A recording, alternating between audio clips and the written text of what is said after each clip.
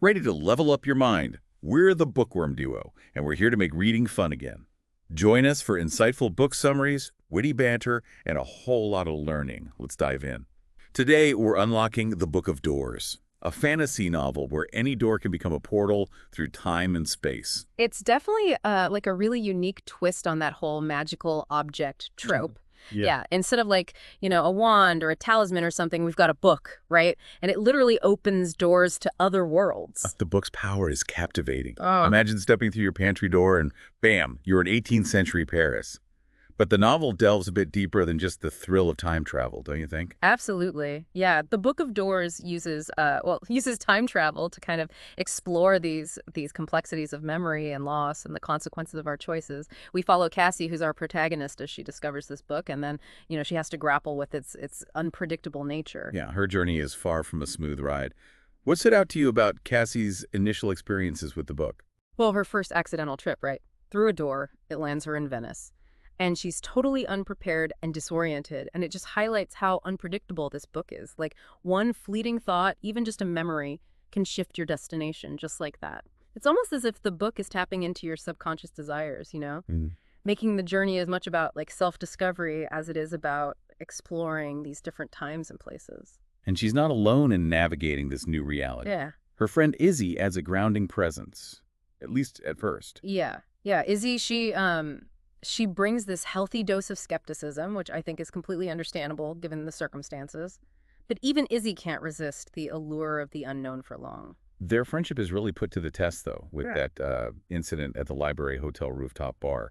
Cassie impulsively uses the book to escape a potential threat, and the consequences are pretty severe. Yeah, that's a turning point for sure. That's where we see the ripple effect of these powerful forces. I mean, to protect Izzy, Drummond, the guardian of the Fox Library, which is like this secret repository for dangerous magical books, he alters her memories. That scene was heartbreaking.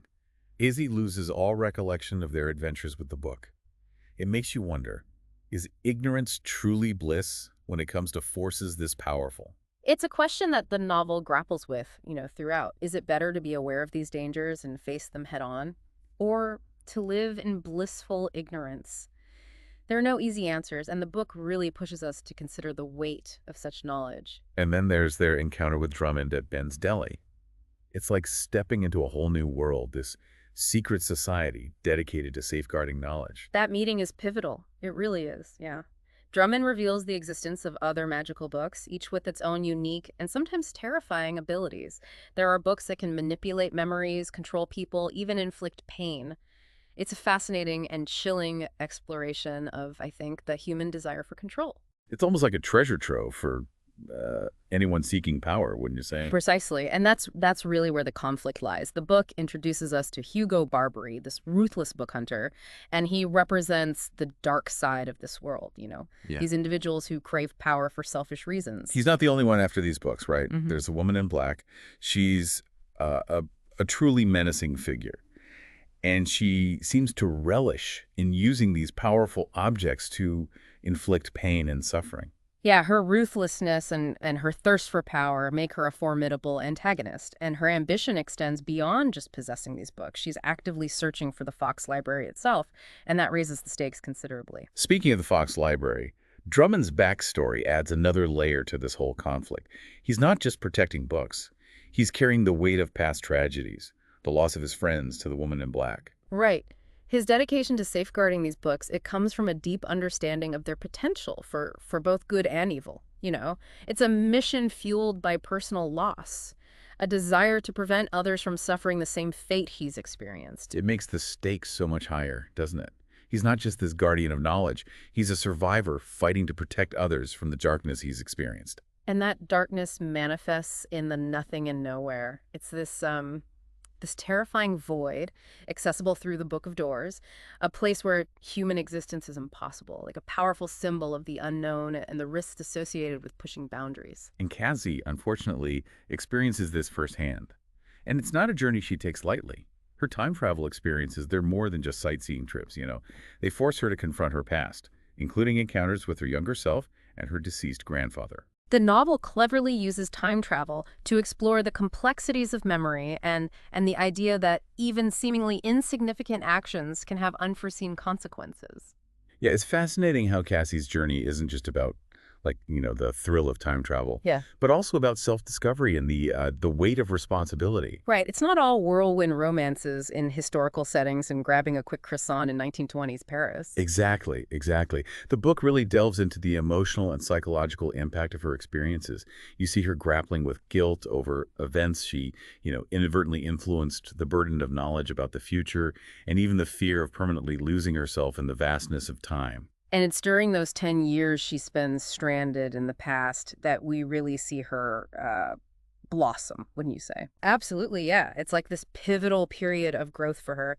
Mentored by Mr. Weber, she really dives into, studying the history and the mechanics of the Book of Doors, and she explores New York City. She's soaking in all the vibrant culture and history, and she even delves into martial arts, like honing her physical and mental discipline. It's like a training montage, but instead of lifting weights, she's poring over ancient texts and practicing her roundhouse kicks. Haha, yeah. It's a unique and refreshing take on the hero's journey. Her power comes not from, supernatural abilities or anything, but from knowledge and resilience Yeah. and a willingness to just embrace the extraordinary. And those skills are put to the test in the book's climax, that intense auction hosted by the mysterious bookseller. Oh, the auction. It's a scene just brimming with tension. It's where all the different players and all their motivations kind of converge. We have Barbary, desperate to obtain the coveted Book of Pain, and the woman in black makes this grand dramatic entrance, escalating the conflict to like a whole new level. It's chaotic. It's a showdown filled with double crosses and stolen books, and it's just this desperate fight for control over these powerful objects. And Cassie finds herself caught right in the crossfire, ultimately ending up in the terrifying nothing and nowhere after confronting the woman in black. That scene is the culmination of everything the book has been building toward. It showcases the high stakes involved, the lengths to which these characters will go to achieve their goals, and the very real danger associated with these magical books. Right. It's a stark reminder that even in a world of fantasy, actions have consequences, and those consequences can be devastating. Precisely. And it's through this ordeal that Cassie demonstrates her resilience. Despite facing, unimaginable terror, she manages to survive the nothing and nowhere. It's a real testament to her strength and perhaps, as the book suggests, the protective power of the Book of Safety she carries. Yeah, it's a glimmer of hope amidst all that chaos, a reminder that even in the darkest of places, survival and even triumph are possible. And her journey doesn't end there. She eventually returns to her own time. She's reunited with Drummond, and they face this daunting task of figuring out what comes next. And their decision to shift the Fox Library from like a passive protector of knowledge to a more proactive force, that's a major turning point, wouldn't you say? Absolutely. They realize that simply safeguarding these books, it isn't enough.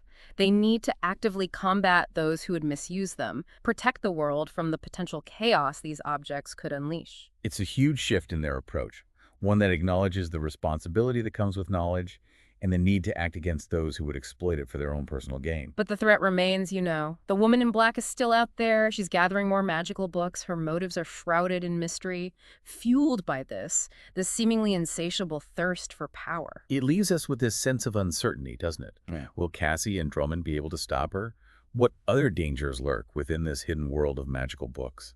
It's a cliffhanger that lingers long after you finish that last page. It's a reminder that the fight for balance, for the responsible use of knowledge, it's never truly over. It's an ongoing struggle, and the book doesn't shy away from that complexity. And is that complexity, that blend of, thrilling adventure, thought-provoking themes, and such compelling characters, that's what makes the Book of Doors such a captivating read. Indeed. It's a story that stays with you. It prompts you to consider the power of knowledge, the consequences of our choices, and the enduring strength of human connection in the face of the unknown.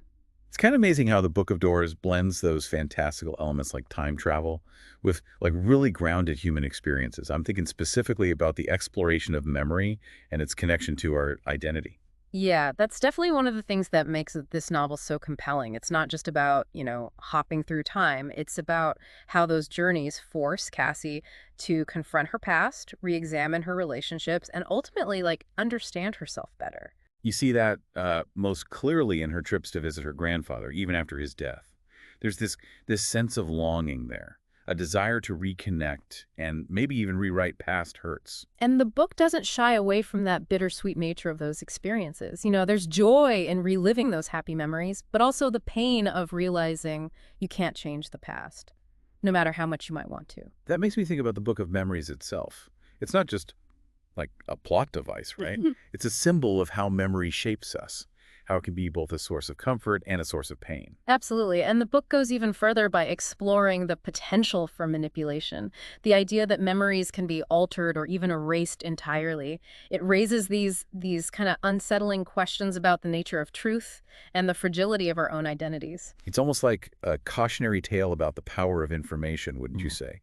Whether it's knowledge of the future, like Cassie possesses, or the ability to control someone's past, there are inherent dangers in wielding that kind of power. Right, and that ties directly into that broader theme of loss that kind of permeates the entire story. Drummond's dedication to the Fox Library stems from the tragic loss of his friends, while Cassie, she grapples with the grief of losing Mr. Weber and, well, later, Izzy. It's interesting how the book portrays those different reactions to loss. Drummond channels his grief into protection, Cassie into, understanding. While the woman in black, she seems consumed by a desire for power and revenge. Yeah, it highlights that complexity of human emotions and the idea that there's no single right way to cope with loss. Each character's journey is shaped by their individual experiences and their choices in the face of tragedy. Yet even amidst all that, all the darkness and the danger, there's this persistent emphasis on the importance of human connection. Cassie and Izzy's friendship, while tested by these extraordinary circumstances, remains a source of strength for both of them. Their dynamic is really fascinating. They challenge each other, they bicker, they even disagree on how to handle certain situations, but their loyalty and care for each other never wavers. It reminds us that even in a world filled with, magical books and time travel, those bonds of friendship and the support we find in each other are essential. And that extends beyond just Cassie and Izzy. Drummond, despite his initial reservations, he forms a connection with both of them. You sense a longing in him for the kind of companionship he lost when his friends were killed. Yeah, it humanizes him, doesn't it? He's not just this stoic guardian of knowledge. He's a man who craves connection. And he sees in Cassie and Izzy a chance to rebuild that sense of community he's been missing. And ultimately, it's that shared sense of purpose, of, fighting for something bigger than themselves. That's what unites them against the forces that seek to exploit these powerful books. Which brings us to the heart of the conflict, right? That battle between those who seek to control knowledge for personal gain and those who believe in its potential for good. And the book doesn't present this as like a simple black and white scenario either. Even the villains, like Hugo Barbary, they have these moments where you glimpse their motivations, their own sense of loss or desire for something more. And Cassie herself, she isn't immune to the temptations of power either.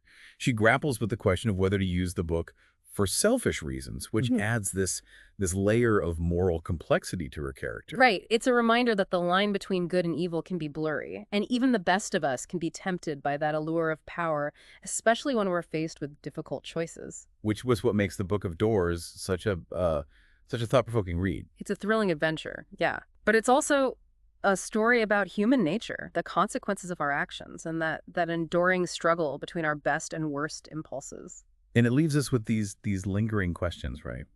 Will Cassie and Drummond succeed in protecting the world from those who would misuse these powerful objects? What other secrets lie hidden within that world of magical books? It's an open ending that invites us to imagine those possibilities, to consider the responsibility that comes with knowledge, and perhaps to even wonder what we might do if we stumbled upon a book with the power to change our reality. It's a real testament to the power of storytelling.